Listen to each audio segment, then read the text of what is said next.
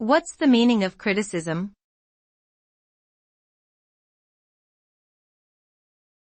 Criticism.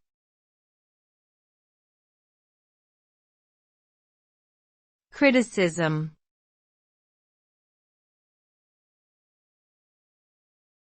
Criticism.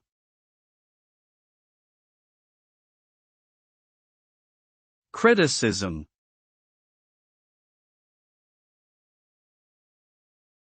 Criticism refers to the act of analyzing and evaluating something, often in a negative or disapproving way.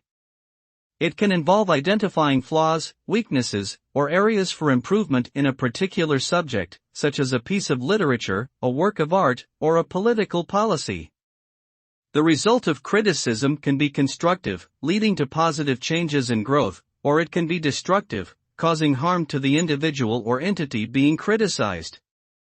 Ultimately, the effectiveness of criticism depends on the intentions, methods, and receptiveness of both the critic and the recipient.